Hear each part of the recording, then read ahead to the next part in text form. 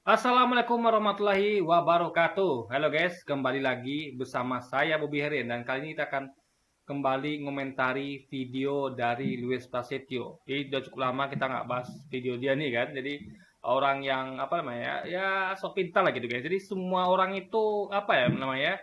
Semua orang itu ya usaha-usaha kita tuh kayak dia tuh apa ya lebih pintar daripada usaha-usaha kita guys. Termasuk salah satu Ustadz Felix Xiao. Apa kita tahu rekam jejak track record dari Ustadz Felix Xiao itu dibandingkan dengan Luis ini siapa dia gitu loh.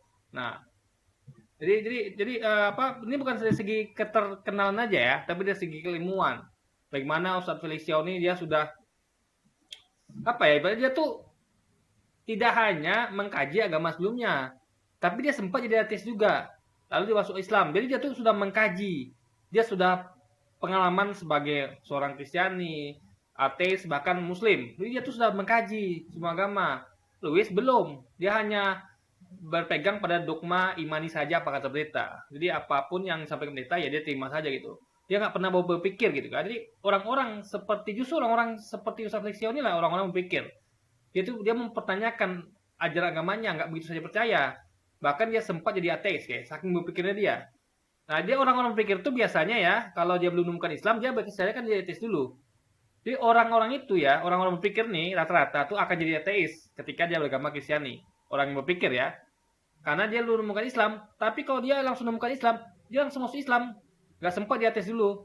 Tapi waktu itu Ustaz Felix ini belum mengkaji Islam. Ya karena dia tuh ateis dulu. Nah itu bukti dia berpikir. Jadi kalau kalau Louis dia belum sempat jadi ateis ya, berarti dia belum berpikir lagi guys. Dia masih pakai berpegang pada dogma imani saja apa kata pendeta gitu kan. Assalamualaikum, selamat datang kembali di channel ini. Balik lagi dengan saya Luis Prasetyo. Ya, kali ini kita akan bahas kembali soal statement konyol dari salah seorang ustadz yang namanya Felix Yao. Yang dulu pernah ngaku Kristen, Katolik, dan kemudian lama-lama berubah ngakunya ateis, guys. Udah ketahuan karena nggak tahu kali ya. Nah, ini adalah salah. Justru orang tahu makanya ateis ya. Orang tahu maka dia ateis. Karena dia berpikir ya. Gitu loh. Kayak gini deh. Ada orang dia pertama dia taunya hanya mobil Daihatsu misalnya, itu merek ya.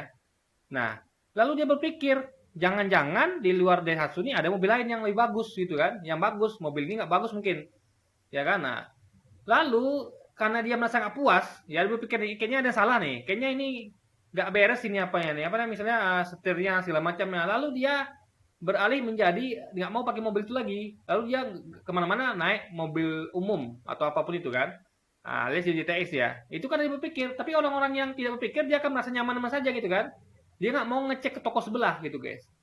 Nah, kalau pusat Lexia ini ngecek ke toko sebelah.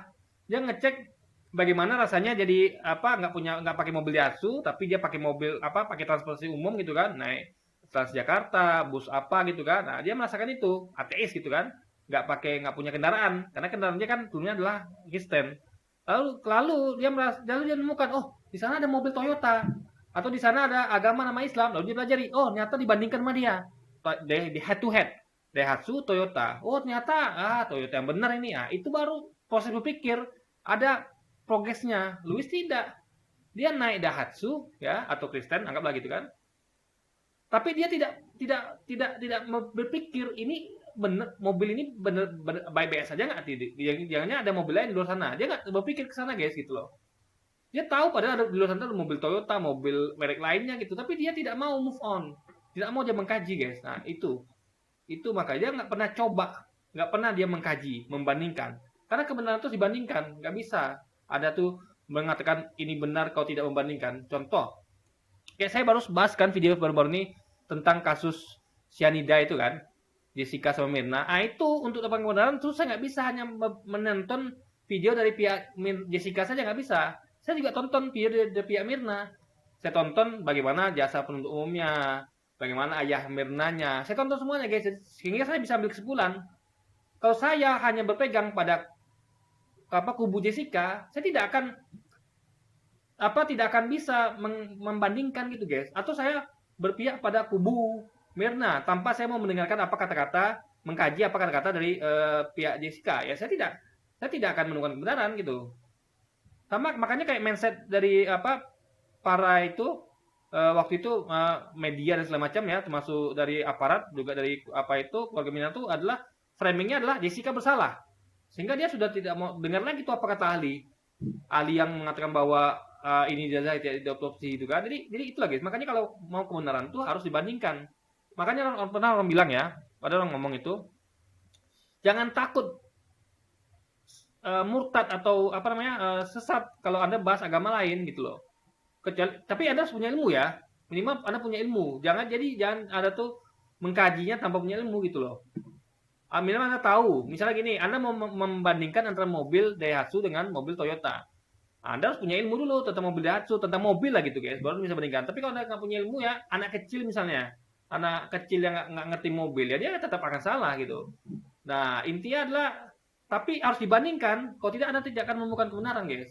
Mobil mana yang paling bagus? Toyota apa Daihatsu gitu loh. Nah sama seperti agama juga begitu, dibandingkan. Tentu dengan bekal ilmu yang cukup gitu tentunya kan untuk membandingkannya. Satu bukti juga bahwa dia ini sebenarnya nggak tahu apa-apa tentang kekristenan.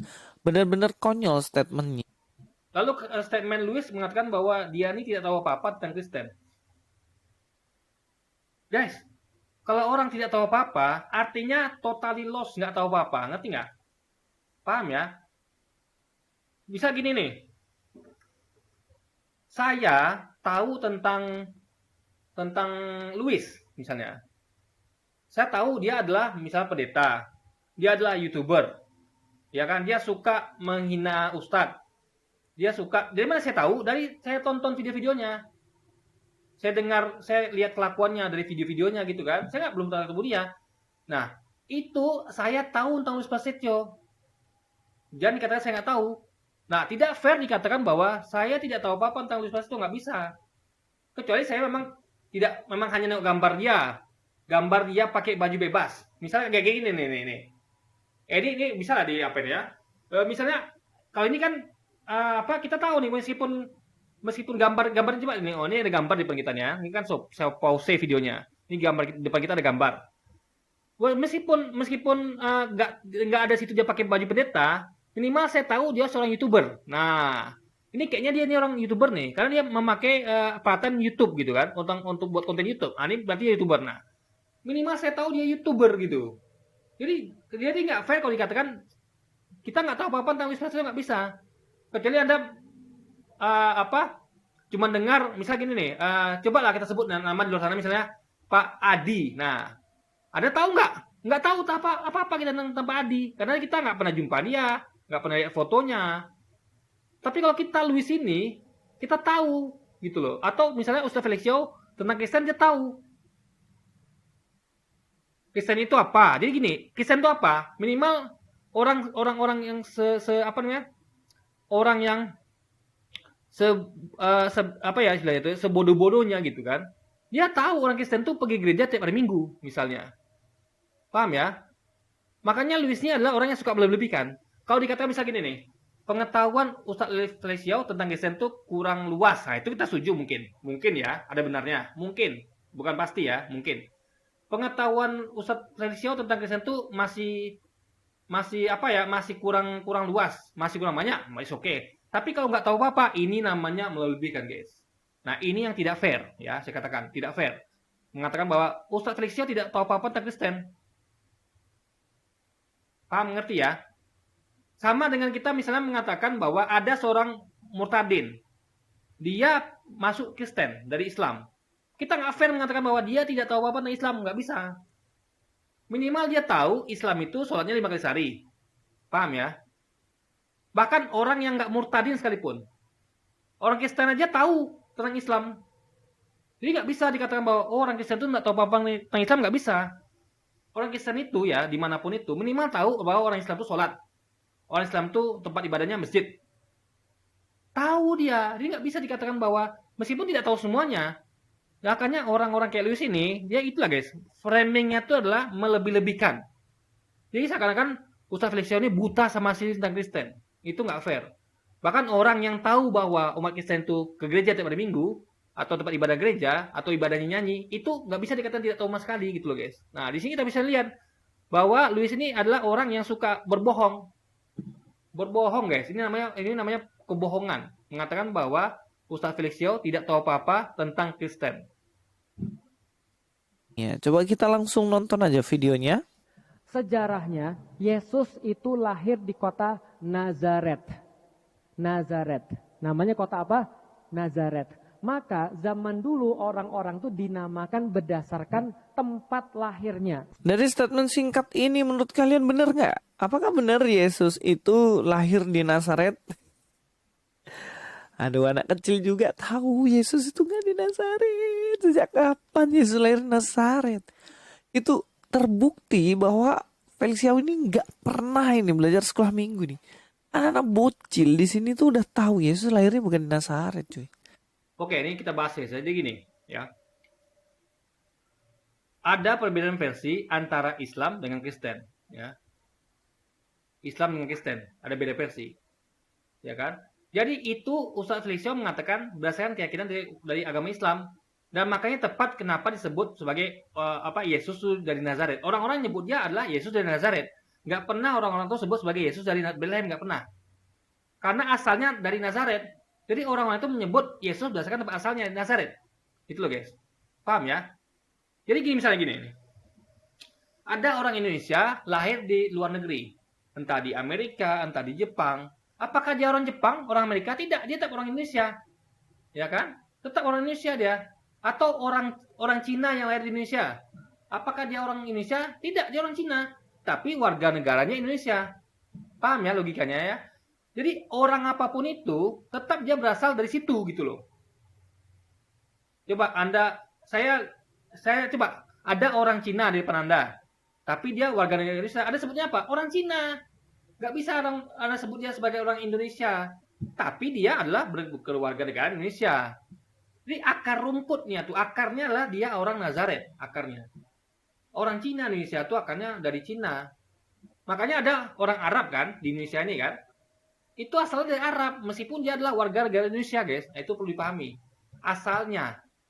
Bahkan Obama pun, dia lahir di Amerika kan, di Honolulu nggak salah saya, guys ya. Tapi dia dibesarkan di Indonesia. Tetap dia asalnya dari sana. Bukan di tempat lahirnya, tapi memang akarnya di sana gitu loh, guys. Asalnya dari Amerika. Jadi ini kita ngomong asal tuh bukan tempat lahir. Contoh gini lagi nih. Ya kan? Contoh lagi nih. Anak saya adalah orang Pekanbaru. Tapi dia lahir di Binjai. Dia lahir di Binjai, ya, di Binjai itu di sekitar sebulan itu. Tetap dia orang Pekanbaru, walaupun dia lahir di Binjai, karena dia besar di Pekanbaru gitu loh guys, logika berpikirnya. Paham ya? Orang apa lagi? Orang Turki, orang Jepang. Dia lahir di Indonesia, tetap orang Jepang dia. Anda tidak mungkin menghilangkan itu asal itu loh. Nah, jadi itu perlu dipahami ya. Makanya disebut sebagai Yesus orang Nazaret. Karena orang-orang ini menganggapnya Yesus berasal dari Nazaret. Jadi apakah orang itu lebih tidak tahu daripada Louis? Gitu loh. Orang itu sebutnya sebagai Yesus orang Nazaret. Masa Louis mau sebut sebagai orang Yesus orang Bethlehem? Ya sesuai dengan sebutannya, yaitu dia adalah orang Nazaret. Nah, perkara Ustadz Felix Yao mengatakan bahwa lahirnya di Nazaret itu adalah kepercayaan dari kaum muslimin. Ya, nah itu pembahasan panjang, guys. Karena waktu itu di Alkitab itu ada akan temukan bahwa para gembala itu mengembalakan domba-dombanya pada waktu kelahiran Yesus itu. Jadi menurut kita logika, nggak mungkin ada orang mengembalakan domba di musim dingin, nggak mungkin, musim salju. Karena kita tahu Desember itu adalah musim salju. Ya, coba Anda tengok Desember di sana, itu musim salju, guys. Nggak ada orang musim salju itu mengembalakan domba di padang rumput, nggak ada. Karena padang rumputnya nggak ada, di salju semua. Makanya kemungkinan besar Yesus itu lahirnya di bulan Agustusan atau bulan itu, guys, sekitar itu. Karena itu adalah musim panas, di mana rumput-rumput itu tumbuh subur, belum masuk musim salju. Ya kan? Nah, di situ logikanya, gitu loh, guys. Tempatnya itu gitu loh. Juga mengenai di kandang domba, itu ada lagi pembahasannya. Saya udah pernah buat videonya itu ya. Ini nggak masuk akal di kandang domba, karena pada waktu itu ya, ini saya sedikit ulas ya, waktu itu kan mereka ini ketakutan. Jadi mereka tuh bersembunyi, karena waktu itu adalah dituduh dia berzina. Ingat ya, Maria ini dituduh berzina sama Yusuf. Berzina dituduh guys ya. Nah, apa yang terjadi pada orang-orang Yahudi itu waktu itu adalah orang taat. Hukumannya rajam itu waktu itu kalau berzina. Jadi apa yang dilakukan dia? Ya dia sembunyi, lari ke tempat jauh gitu guys. Jadi nggak benar kalau dia tuh di kandang-kandang itu, apalagi di situ katanya tempat itu adalah tempat di mana orang apa namanya petinggi atau rabi Yahudi itu mengadakan apa namanya ya mengadakan ritual di situ. Itu kan nggak mungkin, kok berani sekali dari situ. Contoh gini, di kampung kita ini, di kompleks saya ini ada orang yang tuduh berzina, ya kan? Lalu berani nggak dia melahirkan di masjid atau di rumah atau di aula tempat ada pertemuan agama di sana, orang yasinan? Nggak berani. Wong dia dituduh berzina kok. Apa jadi ketahuan warga? Sedangkan hukumannya jelas, hukumannya rajam gitu kan? Dulu Yahudi sangat ketat menerapkan aturannya, nggak main-main Yahudi dulu. Nah, jadi ini suatu logika yang harusnya dikedepankan gitu. Nah, itu saya bahas di video sebelumnya. Jadi Luisnya harus mengerti. Jadi jangan teman-teman dikatakan bahwa oh di kandang domba percaya. Oh ini di musim salju percaya. Nah, itu nggak bisa begitu. Logika Anda harus mempertanyakan teks gitu. Nggak bisa teks itu dipercaya begitu saja. Karena teks itu berubah. Teks itu berubah. Ada perubahan di situ gitu kan. Itu ada tuh 72 pakar kitab dari pihak Kristen sendiri ya. Ada 73 pakar kitab dari pihak Kristen sendiri, itu dia tuh ada lulusan dari Harvard. Dia mengkaji Alkitab ini. Oh, ternyata mereka menemukan ada ayat yang ditambahkan kemudian. Ayat yang dimana sebelumnya itu nggak ada. Ada ayat dibuang, ada ayat ditambahkan guys. Nah, jadi memang seperti itu metodenya gitu kan. Makanya jangan percaya besar dengan tekstual gitu kan. Harus nengok situasi aslinya gitu. Kayak bisa gini nih. Ada catatan mengatakan misalnya kan. Misalnya apa ya? Misalnya Pekanbaru musim hujan adalah apa ya misalnya? Gampangnya di luar negeri lah ya, yang ada musim salju. Ya tadi itulah misalnya. Ada catatan sejarah mengatakan ya, tulisan mengatakan ditemukan manuskrip, kan itu kan Alkitab itu kan ditemukan. Manuskrip ditemukan. Nah, kan harus dicek ini benar nggak manuskrip ini? Karena ditemukan, nggak ada salah terima. Kecuali yang Yesus diserahkan terima dari Yesus, oke, mungkin masih bisa. Tapi ini ditemukan semuanya prasasti, apapun itu ditemukan terus dicek, diteliti. Nah, tiba-tiba teks itu mengatakan bahwa anak ini lahir di bulan Desember. Ya. Pada waktu itu diterangkan itu, pada waktu kelahirannya di bulan Desember itu, ya, pada waktu kelahirannya ya, itu tidak ada di Alkitab itu dikatakan bulan Desember. Ini pikiran dari orang-orang ya Romawi saja. Jadi dikatakan teksnya adalah pada waktu itu, bahkan teksnya pun benar guys. Jadi pada waktu itu ditemukanlah ada anak lahir di mana waktu itu kawanan gembala sedang mengembalakan dombanya. Nah, lalu ada cek literatur lain, katanya lahir bulan Desember. Lalu ada cek loh, kok ini nggak ada sesuatu yang tidak relate ini, nggak berhubungan. Kok Desember ini kan musim salju? Sebenarnya teks Alkitabnya mengatakan bahwa dia lahir ketika sekawanan gembala mengembalakan dombanya di padang rumput. Harusnya kan kalau di musim salju, padang rumput tuh nggak ada, udah ditutupi salju. Masa domba makan salju gitu kan?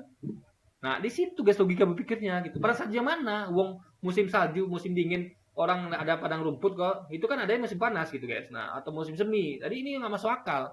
Makanya ketika ada dua teks yang berbeda, nah itu harus dibandingkan.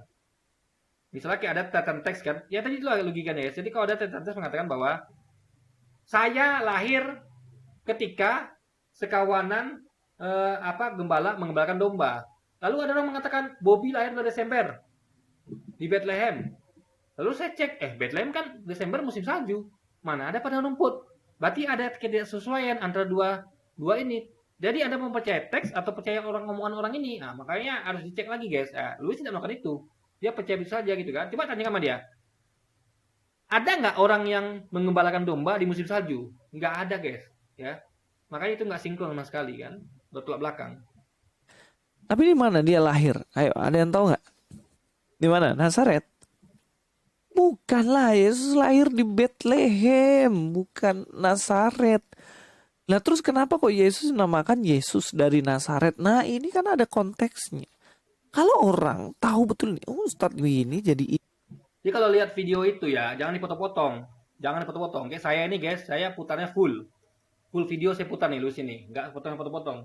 Makanya kita tahu konteks Ustadz Felicio itu mengatakan lahir di Nazaret itu dari konteks versi mana, ya kan? Karena versi Islam aja mengatakan bahwa dia lahir di kandang domba, di bawah pohon kurma. Versi Luis lahir di kandang domba. Itu sudah berbeda. Jadi jangan dipaksakan Ustadz Felicio itu adalah bahas semua dari sisi Kristen, enggak.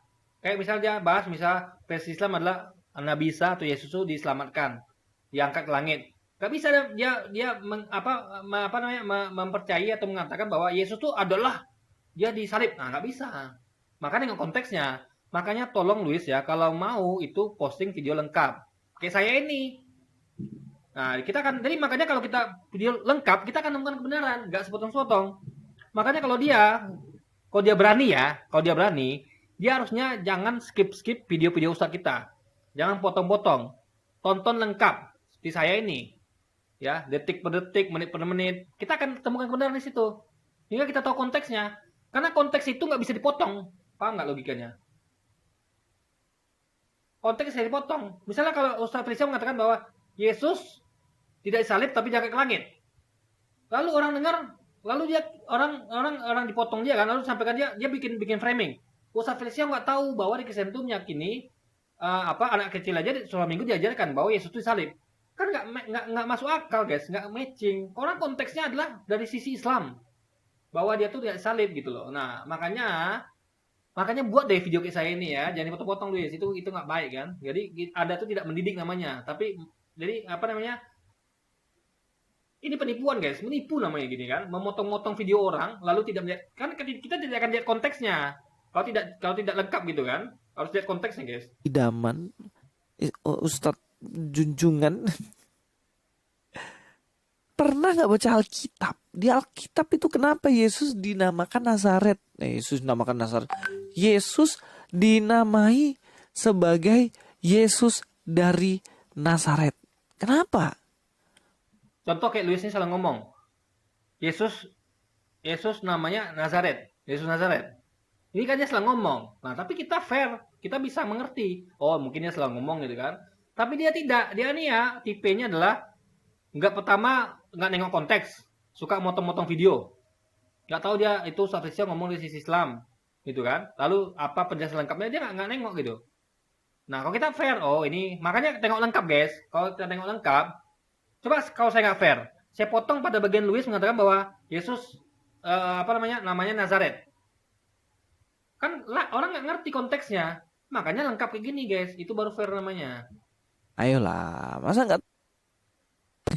Apa? Kenapa? Kan saya sudah bilang juga bahwa Yesus itu dinamakan Yesus dari Nazaret karena memang dia besar di situ, di Nazaret. Jadi kenapa kok bisa Yesus Jadi bukan karena besarnya. Ini Luis salah ini. Orang disebut sebagai berasal Yesus dari Nazaret itu bukan karena besarnya. Saya ambil contoh Obama. Obama lahir di Honolulu. Kecil sampai besar sekolah di Indonesia. Lalu dewasa balik lagi ke Amerika di residen. Apakah dia dietong dari situ? Enggak, guys. Paham ya? Atau orang Indonesia yang lahir di lahir di Indonesia, tapi besarnya di Jepang. Apakah dia orang Jepang? Enggak, dia orang Indonesia. Paham ya logikanya ya? Makanya dia punya hak untuk milih mau jadi warga negara Indonesia apa Jepang. Dia bisa milih, tapi tetap dia orang Indonesia. Jadi asal itu bukan berdasarkan dari tempat dibesarkan. Nah, ini lu nggak ngerti dia. Jadi orang-orang ini menyebut Yesus tuh orang dari Nazaret, itu bukan karena dia dibesarkan di Nazaret, bukan. Asalnya dari situ. Paham ya? Asalnya dari situ. Anda lihat teman Anda yang Cina. Anda akan sebut dia orang Cina. Oleh Felicio asal dari Cina.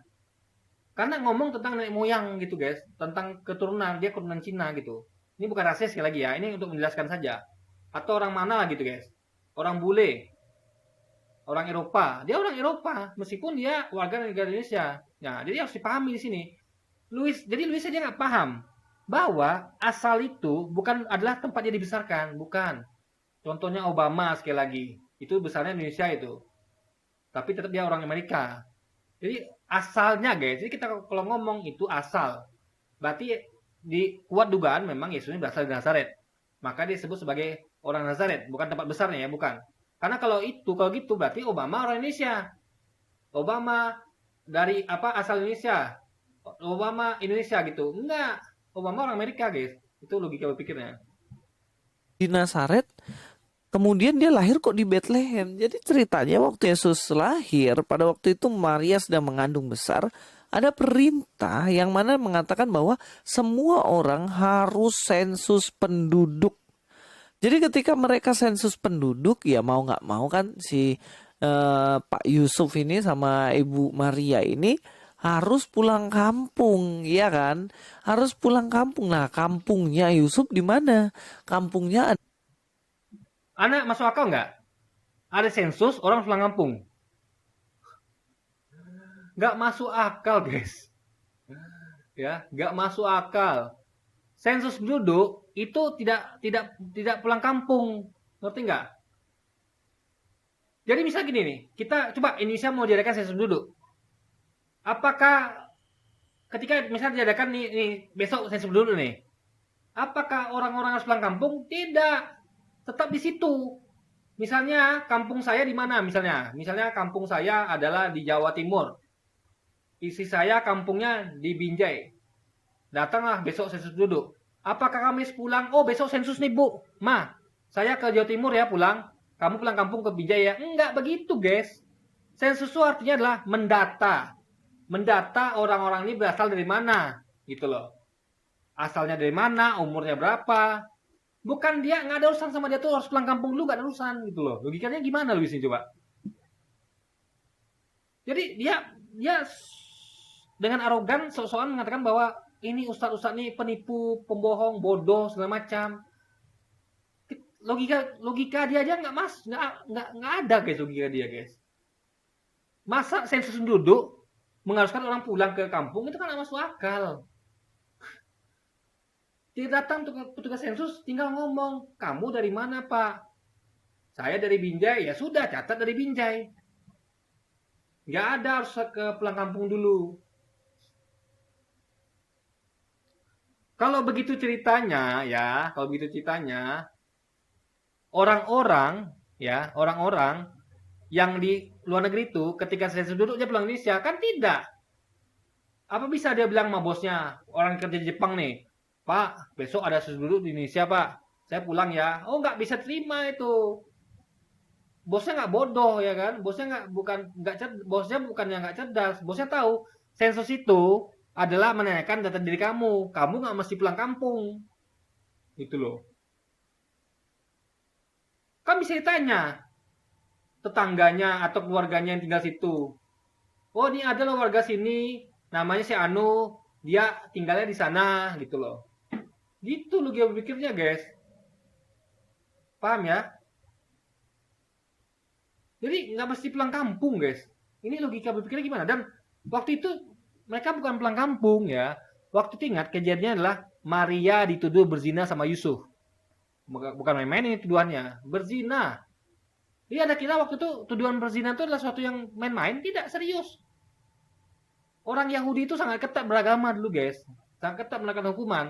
Itu keras itu hukuman berzina itu. Ya. Jadi jangan samakan dengan orang sekarang yang berzina bebas gitu aja enggak. Dulu tuh aturan ketat sekali. Makanya lebih masuk akal versi Islam.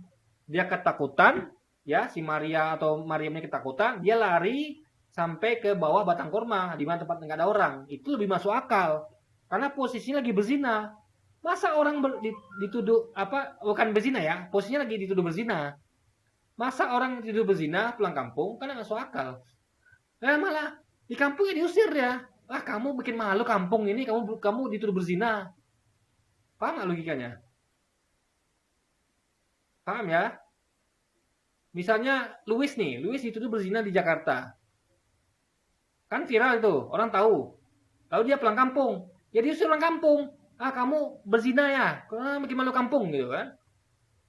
Jadi guys, ini orang kalau dituduh berzina itu dia akan pergi jauh. Makanya ada namanya kawin lari. Ada namanya ya orang itu sampai kemana-mana lah. Sampai dikucilkan. Karena berat konsekuensi dituduh berzina itu, guys. Gitu loh. Nah, ini aja Lewis nggak bisa menceritakan logika. Kok dia bisa-bisanya percaya dengan literatur mengatakan bahwa lawan pulang kampung, saya sudah duduk. Apa dia berpikirkan bahwa saya sudah duduk itu nggak perlu pulang kampung? Apa dia nggak pernah berpikirkan bahwa orang itu berzina itu adalah kok malah pulang kampung? Apa nggak malu gitu? Apa nggak khawatir bakal dikucilkan warga gitu kan? Adalah di Bethlehem. Sehingga ketika mereka pulang kampung, disitulah mereka kan cari penginapan tuh. Kemudian dia bilang, tok tok tok tok, ada penginapan kah? Pulang kampung cari penginapan. Guys, pulang kampung cari penginapan. Ini bisa saja sih. Tapi itu kan kampung dia. Masa sih kampung itu nggak menyediakan tempat gitu kan? Untuk dia tinggal. Masa di penginapan? Orang kalau kita, misalnya gini, kampung saya di sini. Saya ke tempat lain. Oke, saya bisa nginap. Karena saya nggak punya keluarga di situ. Karena kampung saya di sini. Ini dia pulang kampung. Ke tempat keluarganya. Masa nyari penginapan? Masuk akal nggak, guys? Ini nggak masuk akal menurut kita gitu kan? Ternyata orang penginapannya bilang, minta maaf Bapak, ini sudah penuh sekali penginapannya. Tapi masih ada sisa tempat, tapi di belakang sana di kandang, maukah? Dan kemudian, oh ya nggak apa-apa lah, daripada nggak nginap kan. Akhirnya di kandang. Ketika di kandang, Yesus lahirlah di situ. Jadi Yesus lahir bukan di bawah pohon. Oh, mungkin bisa juga gini ya. Mungkin dia takut ketahuan keluarganya. Tapi nggak masuk akal juga. Dia pulang kampung. Dia pulang kampung berarti kan dekat ke keluarganya. Makanya guys, ini nggak masuk akal guys. Kalau anda pakai logika ini masuk akal. Itu juga kan orang-orang kayak Ustaz Prisio ini pindah dari agama Kristen. Dia dan ateis ini biasa ini nggak masuk akal gitu. Ya. Penginapan, kan lo dia mungkin takut sama keluarganya karena dia lagi posisinya adalah dituduh berzina. Karena ini bukan yang main-main kan. Lalu dia ke penginapan. Tapi kan dia ngapain juga ke kampung gitu. Gitu loh logikanya. Bukan dekat sama keluarganya gitu loh. Jadi ini sekali lagi guys, susah diterima akal sehat guys. Kurma bukan, tapi di mana? Di kandang. Itu fakta sejarahnya. Fakta sejarahnya Yesus lahir bukan di Nazaret, tapi karena sensus penduduk itu bukan fakta sejarah ya, tapi manuskrip yang ditemukan. Ingat, dulu tuh kita tahu adanya manuskrip di mana-mana. Nah, nggak bisa semua manuskrip itu percaya-percaya nggak bisa guys, harus dijadikan uji. Dibanding-bandingkan gitu loh logikanya. Nah, jadi kalau Anda temukan ada manuskrip misalnya gini, ditemukan manuskrip misalnya Diponegoro lahir di Kutub Utara, lalu Anda percaya? Enggak, cek literatur lain, cek yang lain juga gitu kan. Mungkin enggak dia orang Kutub Utara atau waktu itu dia lahir di sana kan harus dicek semua ya. Jadi nggak bisa kita tuh berpegang pada manuskrip. Karena kalau gitu metodenya ya, nggak ada namanya uji manuskrip, nggak ada. Semua terima gitu aja. Makanya di Islam itu ya, Islam itu kenapa ada namanya hadis palsu, hadis sahih, hadis doif. Itu kan semuanya manuskrip. Hadis itu semuanya manuskrip. Adalah catatan dari sejarah masa lampau. Semuanya manuskrip itu, hadis itu. Tapi umat Islam, orang Islam itu fair. Jangan mentang-mentang itu manuskrip, dipercaya bisa saja. Enggak. Makanya diklasifikasikan, dicek, dikomparasi. Makanya ada hadis asli, hadis palsu, hadis doif. Ya kan? Mutawatir segala macam. Kalau mereka kan tidak. Mereka percaya begitu saja dengan manuskrip yang ada. Itulah bedanya kita sama mereka, guys. Kita nggak percaya sama manuskrip. Kita klasifikasikan lagi. Sama kayak gini. Kan ada manuskrip dari sejarah G30S misalnya. Ada versi ini, versi ini, versi ini. Versi CIA, versi Soekarno, versi Soeharto, segala macam. Semuanya itu beda-beda. Lalu Anda pakai semuanya. Nggak bisa. Harus diteliti. Nah, itulah namanya critical text. Critical textual itu sejarah. Nah, Lewis ini tidak. Dia tidak mengadakan critical text. Dia percaya begitu saja, guys. Logikanya dipakai dia gitu. itu mengharuskan Yusuf pulang ke Bethlehem, maka dia lahir di Bethlehem. Paham sampai sini? Paham. Makanya ada lagu kan, hai kota mungil Bethlehem. Nah, kenapa kok bisa Yesus harus lahir di Bethlehem? Nah, ini ada nubuatan-nubuatan yang memang menunjuk kepada Yesus yang harus Mesias ya. Mesias yang harus lahir di Bethlehem. Dan itu faktanya. Dan Justru kalau kita baca Alkitab ya, dikatakan bahwa nubuatan itu mengatakan bahwa Yesus itu dari Nazaret. Itu karena saya lupa tuh ayatnya di mana. Disebutkan bahwa makanya jadi kenapa Yesus dari Nazaret itu viral? Karena memang di Alkitab dikatakan begitu. Yesus dari Nazaret, nubuatan itu adalah Yesus dari Nazaret. Makanya disebutkan Nasrani gitu. Nggak ada Bethlehemi, nggak ada guys.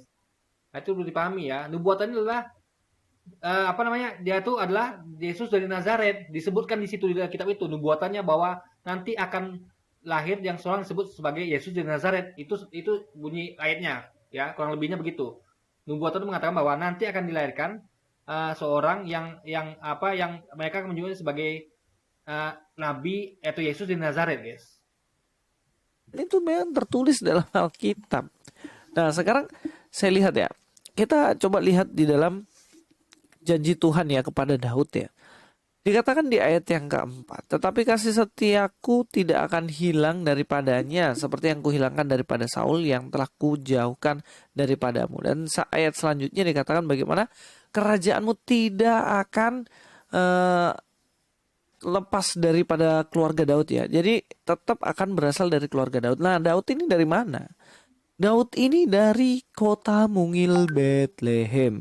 Dan juga Daud ini kalau kita lihat memang sudah dikatakan dari keturunan Daud ini nanti akan ada Mesias. So, Jadi kalau kita ngomong tentang keturunan Daud, artinya bangsa, ya, bangsa, bukan ngomong kota. Paham ya? Bukan ngomong kota. Bukan ngomong kota tempat lahir. Itu perlu dipahami. Ya kan? Sekali lagi nggak ngomong tentang tempat lahir, nggak. Itu masalahnya, guys. Ya. Sekali lagi ya. Karena orang Cina lahir di sini, dia tetap orang Cina. Tapi dia bisa memilih di warga negara Indonesia gitu kan. Logika berpikirnya gitu, guys. Nah, Daud adalah dari bangsa Yahudi. Makanya nanti keturunannya adalah orang Yahudi. Yesus adalah orang Yahudi. Itu berpikirnya, guys. Jadi nggak ada hubungan sama kota. Nggak ada hubungan sama kota. Paham ya logika berpikirnya ya? Misalnya keturunan Obama. Apakah dia nanti akan lahir di kota Obama? Kan tidak. Paham ya? Jadi ini bukan masalah tempat lahir, guys. Tapi keturunan sebagai suatu bangsa. Gitu loh. Jadi nanti akan lahir dari keturunanmu. Yaitu dia sebagai bangsa Yahudi. Bukan dia berasal di kota Bethlehem. Nggak ada hubungannya, guys. bukan Nazaret. Sama contoh begini misalnya. Contoh gini aja lah ya. Coba ada jawab pertanyaannya Luis ya, kalau Anda bisa ya. Ini daerah saya namanya Kampar ini. Kampar. Nah, kami, meskipun kami di Kampar, karena sini agak susah menemukan rumah sakit yang ada klinik. Nah, rata-rata kami itu suka berobat atau bahkan melahirkan itu ya, lebih milih ke kota, Pekanbaru. Karena jaraknya begitu jauh. Hanya sekitar ya 7 kilo, 6 kilo guys. Nah, kalau misalnya ada waktu, kami lebih percaya ke Pekanbaru. Saya orang Kampar kan, karena tinggal di Kampar, misalnya gitu kan. Apa bisa disebut sebagai anak saya lahirnya harus di Kampar? Kan tidak begitu. Bisa saja anak saya lahir di Pekanbaru, karena kami lebih akses mudah di Pekanbaru gitu kan. Karena di sini hanya ada klinik, atau kami kurang yakin dengan dokternya, atau kami malah mungkin fasilitas kami yang gratis tuh di Pekanbaru gitu guys. Misalnya kayak kayak kartu kesehatan atau kartu apa gitu kan, biar kami bisa dapat biaya berobat gratis atau murah gitu. Nah jadi nggak make sense kalau dikatakan itu persis kotanya nggak. Keturunan Daud artinya adalah dia adalah bangsa Yahudi, bukan ngomong tentang kotanya sekali lagi ya. Keturunan Jokowi ngomong tentang bangsa Indonesia, bukan kotanya guys sekali lagi ya. Misalnya ke Jokowi berasal dari kota Solo, anaknya bisa saja lahir di Jakarta misalnya. Bisa saja di mana-mana ketika dia merantau, tapi tetaplah dia adalah keturunan Jokowi, orang Indonesia. Karena nggak bisa lepas tuh dari Indonesianya kan, nggak bisa lepas gitu loh guys, logika berpikirnya. Bahkan kalau anaknya pun lahir di luar negeri, tetap dia dikatakan bahwa berasal dari keturunan Jokowi yang orang Indonesia gitu loh guys. Walaupun dia lahir di Eropa misalnya kan. Jadi bagaimana ya? Kok bisa dikatakan Yesus lahir Nazaret? Referensinya apa? Cuman gara-gara namanya dari Nazaret. Aduh, susah. Dan kemudian kalau kita lihat Daud ini, dia dari keturunan siapa? Suku apa? Yehuda. Itu pun sudah dijanjikan kepada Yehuda. Dikatakan di ayat 10 ya, tongkat kerajaan tidak akan beranjak dari Yehuda, ataupun lambang pemerintahan dari antara kakinya, sampai dia datang yang berhak atasnya, maka kepadanya akan takluk bangsa-bangsa. Dia yang akan datang selanjutnya siapa? Yesus Kristus, Mesias itu. Lalu kalau ngomong tentang ini lagi ya, ini pembuatan nggak terbukti. Kenapa? Katanya kan kalau dia datang nanti akan takluk bangsa-bangsa. Saya tanya sekarang, bangsa mana yang ditaklukkan oleh Yesus? Coba, bangsa mana? Nggak ada. Jangankan bangsa Romawi yang menjajah negara tempat kelahirannya, itu nggak bisa ditaklukkan dia. Jangankan negara Romawi, bangsa dia sendiri itu nggak bisa ditaklukkan dia, malah dia ditaklukkan oleh bangsa Yahudi. Dengan apa buktinya? Dia disalib, dia kalah sama bangsa sendiri. Jadi bangsa mana yang ditaklukkan dia? Makanya ini menjadi nubuatannya. Makanya kalau kita tuh ya kita pertanyakan, ini katanya ini dia akan menaklukkan bangsa-bangsa. Loh, kok dia tidak menaklukkan bangsa mana-mana? Misal gini deh, sekarang kan lagi viral ini tentang presiden Indonesia ke depan itu adalah apa istilahnya itu ya? Pokoknya bahasa-bahasa yang agung gitu guys, yang apalah gitu kan, dia akan bla bla bla. Ternyata diprediksikan orang itu. Ternyata orang itu tidak begitu.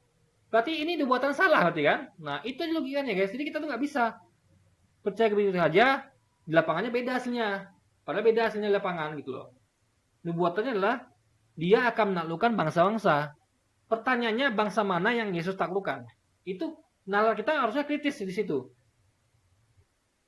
Bangsa mana yang Yesus taklukkan coba? Coba logikanya. Bangsa mana yang Yesus taklukkan? Kalau orang ini jawabnya gini, loh dia kan agama Yesus, katanya agama Kristen itu kan tersebar di dunia. Loh kalau gitu ya sama dengan Islam. Agama Islam kemana-mana, sampai ke Amerika kan, tersebar kan. Tapi Nabi Muhammad tidak pernah menaklukkan Amerika. Nah itu, jadi itu penyebaran agama nggak bisa disampaikan kalau dengan penaklukan nggak bisa guys. Penaklukan adalah dilakukan oleh dia sendiri gitu loh. Misalnya kayak yang menaklukkan Konstantinopel siapa? Sultan Mehmed Al-Fatih, bukan bapaknya. Paham ya? Karena dia yang dengan tangannya menaklukkan Konstantinopel. Jadi kalau dibuatkan nih bahwa nanti dari keturunan dari kakeknya Sultan Mehmed akan menaklukkan Konstantinopel. Lalu orang menuju kepada ayahnya, enggak, salah. Ayahnya tidak menaklukkan Konstantinopel, tapi Sultan Mehmed lah yang cucunya lah menaklukkan Konstantinopel. Nah itu guys, jadi Yesus tidak pernah menaklukkan bangsa manapun. Artinya nubuatannya gagal. Atau mungkin nubuatan itu bukan untuk Yesus. Nah itu logika berpikirnya guys.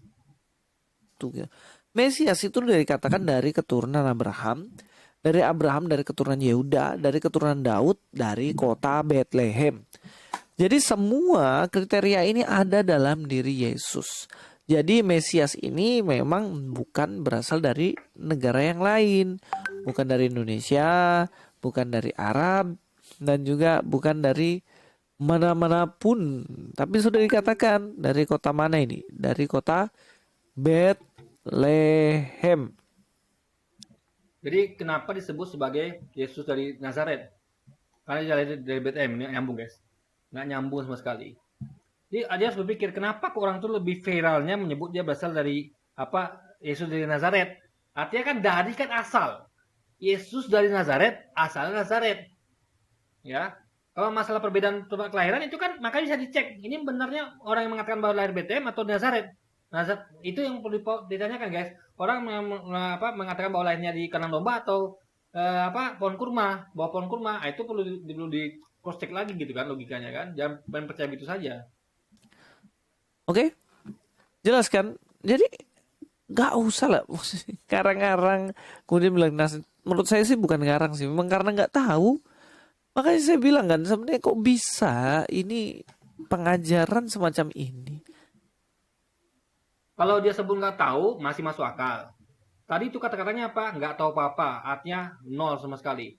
Orang yang bisa nyebut bahwa Yesus dari Nazaret, disebut orang-orang nyebut dia dari Nazaret itu berarti dia tahu. Gitu loh guys. Jadi Lewis ini itulah orang yang suka melebih-lebihkan. Makanya kalau Anda mau kebenaran kebenaran absolut harus objektif. dicek lagi, nengok konteksnya. Kayak saya ini video saya lengkap guys. Saya tidak potong-potong sama sekali video Luis. Anda boleh cek video saya semuanya. Saya tampilkan lengkap semua video Luis. Nggak pernah atau video-video yang lain. Nggak pernah saya potong-potong guys. Sehingga tidak ada nanti orang menuduh saya nanti kan. Oh kamu potong-potong videonya. Nggak mungkin. Video mana saya potong? Ini full lengkap loh saya tampilkan gitu kan. Nah makanya saya akan lepas dari tuduhan orang potong-potong video. Jadi nggak bisa orang menuduh saya. Oh kamu potong-potong video. Tapi orang-orang kayak Luis ini bisa. Kamu potong video fakta, dia potong videonya. Ya kan? Itu durasinya berapa jam? Dipotong jadi 1 menit. Nah, itu logi yang bikin guys. Kalau saya nggak bisa. Saya tidak bisa dituduh begitu karena saya tampilkan videonya lengkap. Kemudian dijadikan panutan. Sedangkan sejarah aja buta, buta sama sekali. Dia juga pernah mengatakan kan bahwa Sejarah buta sama sekali. Kata-katanya guys sama sekali. Alias nol. Itu kan nggak mungkin.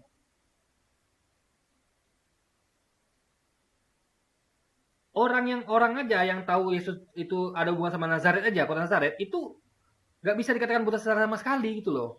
Orang yang buta sejarah sama sekali itu adalah nggak tahu Yesus itu siapa, nggak tahu dari mana, nggak tahu dibesarkan di mana, itu baru buta sejarah sama sekali. Tapi kalau dia tahu sedikit saja, nggak bisa dikatakan buta sama sekali, nggak bisa.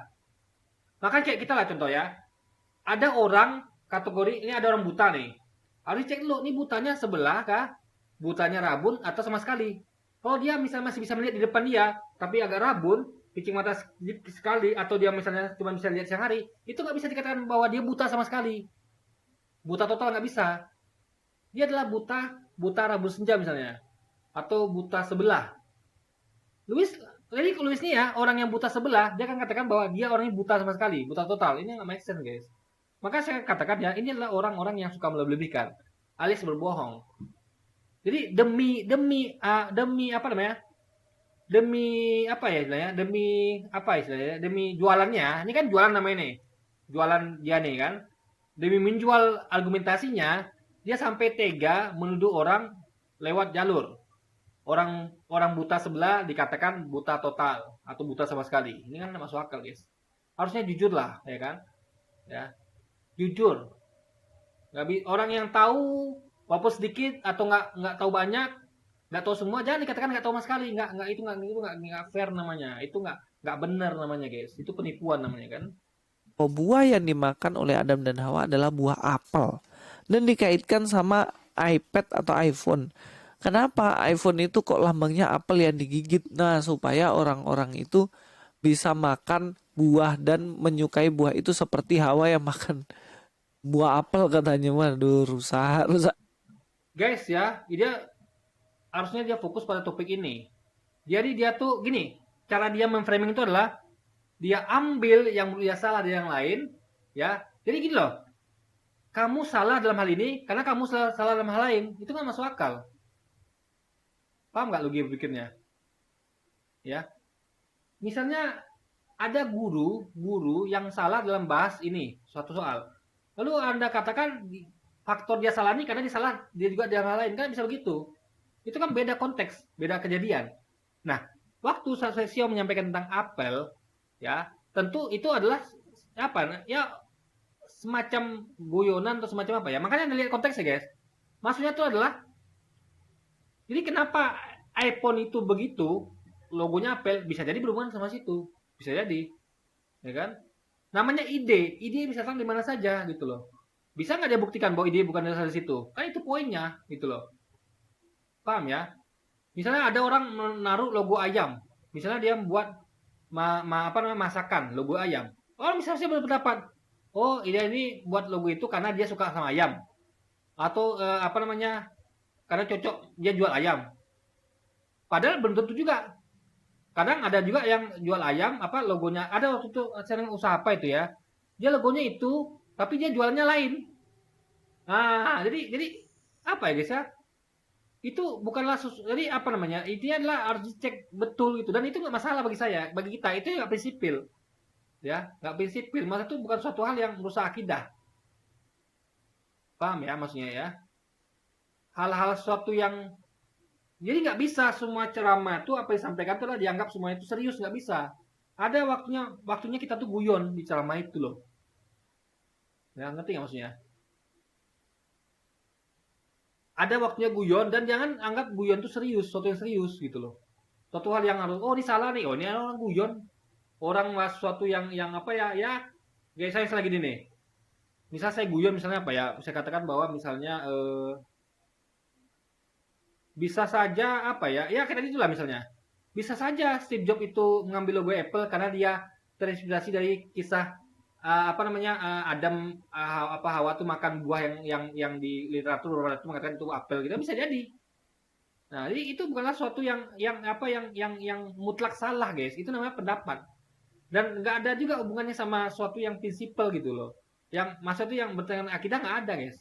Itu perlu apa ya? Karena itu aja masih bersilang pendapat dalam hal itu. Buahnya itu apa masih silang pendapat. Gak ada satu pun yang benar-benar. Karena ini masih berdebatkan gitu kan. Sama kayak misalnya orang memperdebatkan antara yang disembelih itu adalah Isa atau Ismail. Nah itu adalah pendapat. Masing-masing meyakini siapa yang sembelih gitu kan. Nah, yang penting kan bukan itunya. Yang penting ada peristiwa itu terjadi.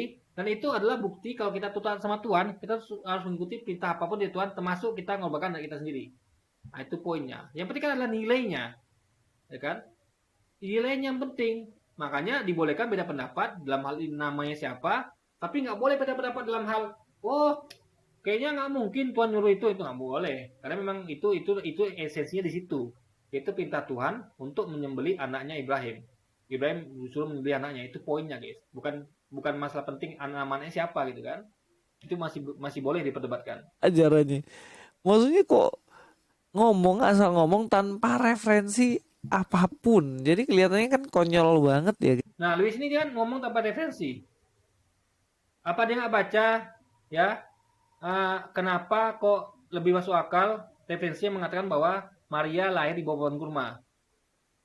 Ya, referensi juga apa lagi ya? Referensinya mengatakan di Alkitab tuh dia katakan bahwa ketika Yesus lahir itu para gembala ketika para gembala sedang menggembalakan domba di padang rumput. Itu kan referensi. Kenapa dia hubungannya itu dengan bulan Desember? Jadi referensi lain yang mengatakan Yesus lahir bulan Desember. Kenapa nggak dia cross check itu dua referensi itu? Artinya dia nggak ngecek referensi guys, bukan Ustaz Flexiau. Dia cek referensi itu. Referensi mengatakan bahwa Yesus lahir bulan Desember di musim salju, ya kan? Dengan referensi mengatakan di Alkitab mengatakan bahwa Yesus lahir ketika sekawanan domba sedang mengembalakan domba di padang rumput. Nah, dia harus cek itu dua referensi yang berbeda yang bertentangan itu. Ah gitu loh. Berarti dia tidak cek referensi berarti dia kan logikanya. Yes ya. Nah, kalau ini pembahasan tentang Felix Yau yang mana dia nggak tahu dan nggak paham sama sekali tentang kelahiran Yesus. Menurut kalian mana yang paling lucu? Ada video lucu lagi nggak? Tulis kolom komentar, kasih link. Nanti kita akan bahas sama-sama ya. Kalau menurut kalian, Yesus lahir Bethlehem atau di Nazaret sih? Saya dulu bukan muslim, saya bilang gitu. Saya dulu bukan muslim dan saya makan babi. Oh gitu ya Ustaz ya? Iya. Babi itu enak nggak Ustaz? Babi itu enak banget. Saya nggak bohong dong. Gitu ini. Babi itu enak banget. Oke. Lalu saya bilang sama dia, setelah saya masuk Islam, saya nggak makan babi lagi karena Allah mengharamkan. Dan saya setelah nggak makan babi lagi, saya makan kambing dan saya baru ngeh bahwa yang bisa menggantikan kenikmatan ketika Allah mengharamkan babi, yaitulah kambing. Paham ya analoginya ya? Sehingga dia langsung makan tuh. Karena kenapa? Karena dia bilang, kalau begitu bagi orang-orang yang bukan muslim, mereka tuh makan babi gitu kan misalnya ya. Dan mereka tuh merasa enak ketika makan babi. Berarti ini dari kadar seorang Felix Yao yang sudah pernah merasakan dua-duanya gitu kan ya. Berarti ini seenak itu. Berarti dia langsung penasarannya bertambah. Sehingga dia makan kambing. Assalamualaikum. Itu mungkin kapan videonya. Tapi yang penting guys ya. Apa ya? Dia mengatakan bahwa itu lucu. Ustaz Felix Yao itu lucu. Ya, mengatakan begitu. Itu nggak lucu, ya. Ya, Ustaz Felix Yao itu bukan sedang melucu gitu loh. Luis saja ya, coba lebih lucu mana? Ya.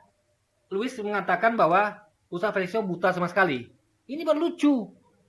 Apa dia nggak bisa bedakan antara orang buta sebelah dengan buta sama sekali, ya kan? Dan Ustaz tidak mengatakan Ustaz Felix Yao itu buta sebelah ya, bukan. Tapi kalau dia nganggap bahwa Ustaz Felix Yao itu nggak tahu seluruhnya, kalau dia nganggap itu salah, ya kan?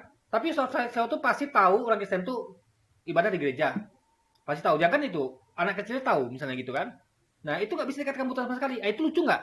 Harusnya itu yang lucu. Nah, kayak gitu-gitu gitu kan. Juga tadi itu asal orang Cina walaupun di Indonesia dia tetap orang Cina, tapi dia warga negara Indonesia. Paham nggak logi berpikirnya? Coba deh, Anda keluar sana deh. Ada nampak Anda orang Cina. Anda kalau Anda jujur, Anda katakan dia orang Cina. Ini bukan rasis sekali lagi ya. Ini cuman penjelasan. Gak mungkin Anda katakan dia orang Indonesia, tapi dia adalah warga negara Indonesia. Paham ya? Karena asal nggak bisa di apa kayak disingkirkan, nggak bisa. Dia orang Cina tapi darahnya Indonesia. Nah, itu lebih apanya? Nggak bisa dia tuh menghilangkan sejarah tuh nggak bisa. Ya, nggak bisa, guys. Nah, jadi kenapa Yesus di Nazaret? Nah, itu kuat dugaan bahwa memang dia itu memang lahir di Nazaret. Benarlah versi Islam berarti gitu kan, harus logikanya. Ya kan? Karena dia lahirnya di situ gitu. Jadi sama kayak Obama. Obama kan lahir jadi gini guys ya. Obama ini sama kayak Yesus loh. Sama. Obama lahir di Amerika. Ya kan? Dibesarkan di Indonesia, lalu sambung di Amerika. Dia tetap orang Amerika gitu kan. Ya kan? Nah, Yesus kok bisa dia dilahirkan di Bethlehem, dibesarkan di Nazaret, disebut sebagai orang Nazaret. Nah, itu kan masuk akal. Jadi sama kayak gini deh. Anda perlu bertanya, mungkin nggak Obama lahir di Amerika, besar di Indonesia, disebut orang Indonesia? Nggak mungkin, dia orang Amerika. Harusnya Yesus begitu. Artinya, besar kemungkinan literatur mengatakan bahwa dia lahir di Nazaret itu lebih masuk akal. Ya, akan cocok dengan Obama orang Amerika karena dia lahir di Amerika meskipun dibesarkan di Indonesia. Sama kayak orang Cina, dia orang Cina karena dia itu meskipun lahir di Indonesia ya bahkan ya, tapi dia adalah keturunan dari orang Cina. Nah, itu logikanya. Ya. Jadi sekali lagi itu makanya Luisnya harus banyak berpikir ya. Jangan telan mentah-mentah, jangan. Apa yang disampaikan itu harus diolah dia, berpikir gitu kan. Nah, itu Ustaz Trisha tuh berpikir ya, guys. Saya berpikir. Kita ini berpikir. Gak bisa kita tuh ditelan mentah-mentah gitu saja. Ini ada data loh, nih. Mungkin nggak? Maka coba lihat cuma konten saya, itu saya berdata, guys. Saya bandingkan komparasi.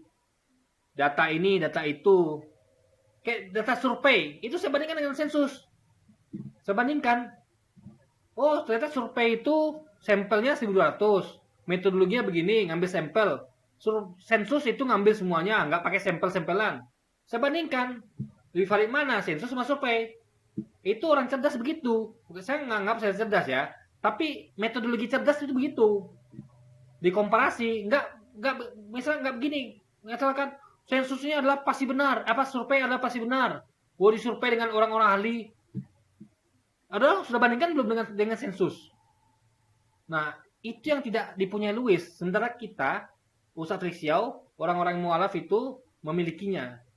Kita ada data, disajikan mentah-mentah, kita olah lagi. Kita compare lagi, kita kaji lagi. Nggak kayak Louis. Ada data, ya terima saja, imani saja apa kata Pak Berita. Gitu dogma mereka kan. Imani saja. Kalau kan dogma mereka gitu guys.